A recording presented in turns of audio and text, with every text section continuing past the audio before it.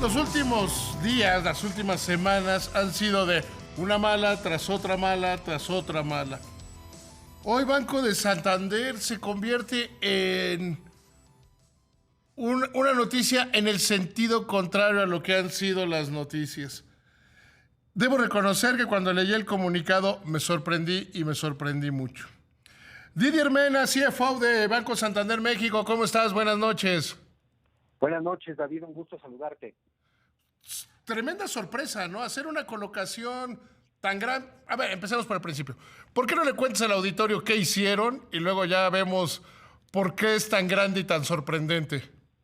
Con mucho gusto, David. Hicimos una emisión en los mercados internacionales por un monto de 1.750 millones de dólares, un bono a 5 años a una tasa del 5.375%. Esto equivale más o menos a un poco más de 42,000 millones de pesos. Es la emisión de un bono realizada por un banco en México más grande en toda la historia de la banca en México.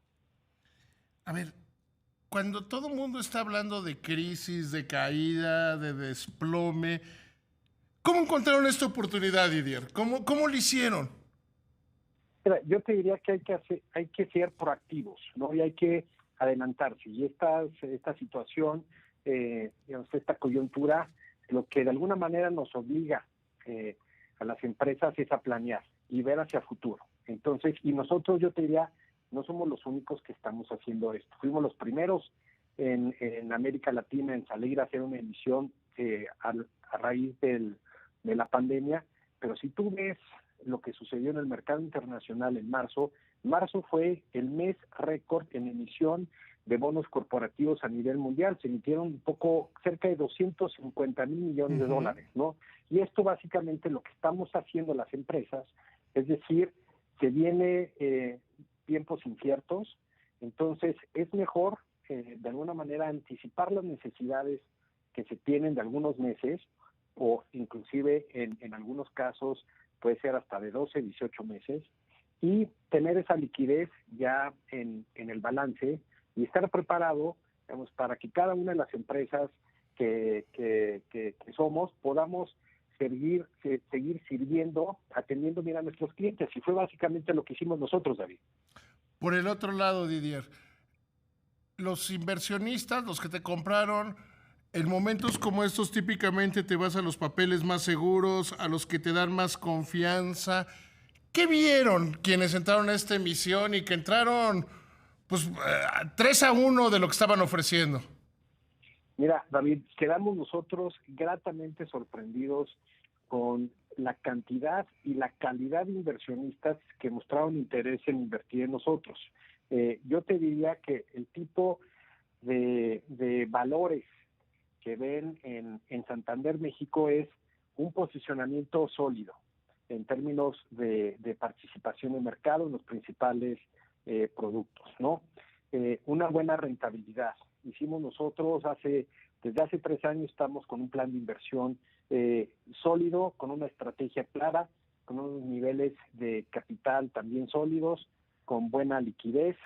Somos parte de un grupo internacional que de alguna manera comparte mejores prácticas que vemos en algunos otros países. Entonces, todo esto, a final de cuentas, el inversionista lo pone en la balanza. Te debo reconocer que inicialmente nosotros no pensábamos levantar esa cantidad de dinero, íbamos más o menos por 1,000 millones de dólares, pero fue tal el apetito, la demanda que hubo por invertir en un bono de Santander en México, que aumentamos el tamaño de la oferta, ¿no? O sea, te diría que emitimos más y a un menor precio del que inicialmente teníamos pensado, ¿no? ¿Y qué van a hacer con estos fondos, Didier? Porque ciertamente la situación de la banca mexicana en general es muy buena, particularmente la de bancos como Santander. Pero bien lo dijiste, adelantaron las necesidades y se mantienen líquidos. ¿Qué van a hacer? ¿Cuál es el plan? Mira, yo te diría que hay que poner, digamos, suena mucho dinero, David, pero hay que poner las cosas en perspectiva, ¿no? En nuestro fondeo, de todas nuestras necesidades de fondeo, el 90% se resuelven a través de los depósitos que nuestros clientes confían en nosotros, ¿no?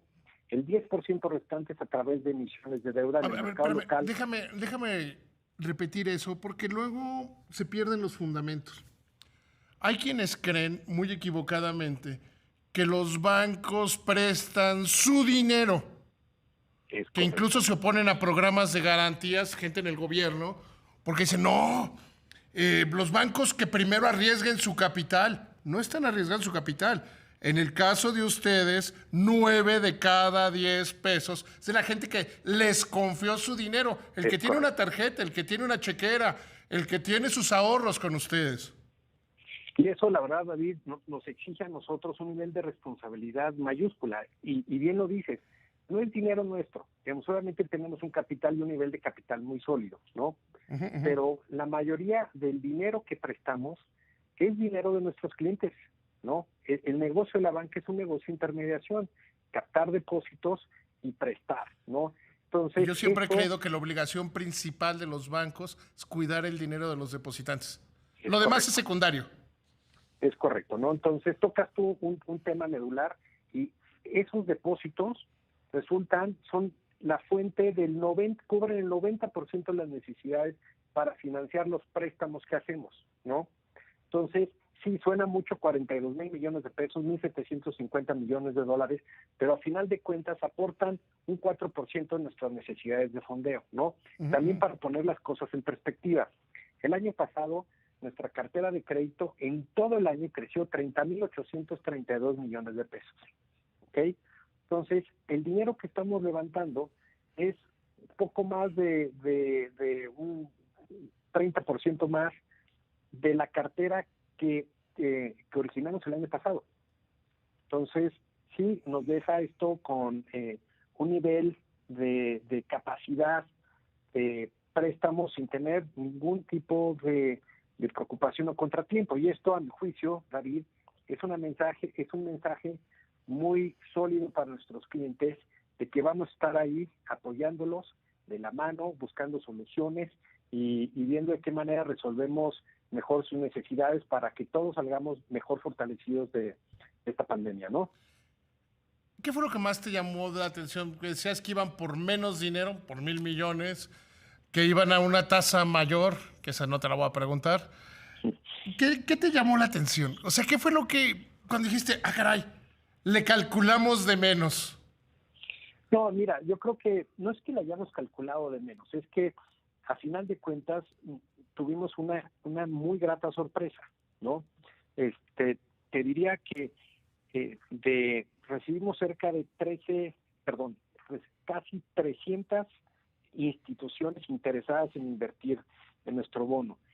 13 de las órdenes que recibimos fueron por más de 100 millones de dólares, una en particular por 450 millones de dólares, y fueron pues instituciones de primera calidad a nivel mundial. Yo te diría que además de la calidad y la cantidad, algo que también me sorprendió muchísimo es que arrancamos este proceso, David, el sábado 4 de abril. Vimos una ventana de oportunidad, ¿no? Dado que somos una empresa que cotiza en la Bolsa de Nueva York y en la Bolsa Mexicana de Valores, pues tenemos una serie de documentación y procesos relativamente bien aceitados, ¿no? Entonces, nos tardó 5 días hábiles en armar toda esta colocación y te diría que es la primera colocación virtual que se hace en América Latina, ¿no? Nadie salió de sus casas, ni banqueros, abogados, auditores, ni nosotros como emisores, ni agencias calificadoras. Y en 10 días, desde el día que tomamos la decisión de emitir, tuvimos este resultado. Yo diría que estoy yo totalmente sorprendido de que con el gran equipo que tenemos y la gran historia que tenemos, pudimos transmitirle a los inversionistas que era una buena oportunidad confiar en nosotros, ¿no? Es que yo a veces creo, Didier, que una de las cosas buenas que vamos a tener después de esta quédate en casa es darnos cuenta que hacemos demasiadas juntas, demasiadas citas y que a veces nos quitan un poco el tiempo, ¿no? Así es, digamos, esto en un proceso normal, David, hubiéramos tenido que viajar a Nueva York, a Los Ángeles, a Chicago, a Boston, a Londres, a París, igual a Singapur, Y pues imagínate los recursos invertidos, el tiempo, igual también la contaminación, ¿no? Porque pues, necesitaríamos viajar en avión y demás. O sea, la verdad, tienes toda la razón. A veces tenemos más juntas de las que debemos o pensamos que es indispensable vernos cara a cara y con este proceso pues nos damos cuenta que estamos listos para hacer procesos de una manera diferente y que los resultados sean igual o mejores que los que estábamos acostumbrados, ¿no? Sin lugar a dudas. Pues Didier, muchísimas felicidades. Yo creo que es una gran noticia. Reconozco que me sorprendí cuando vi el comunicado. Y habla de lo fuerte que está el banco y de lo bien que está el banco y de cómo van a seguir por ahí las cosas, ¿no? Pues te agradezco mucho, David, y estoy como siempre a tus órdenes.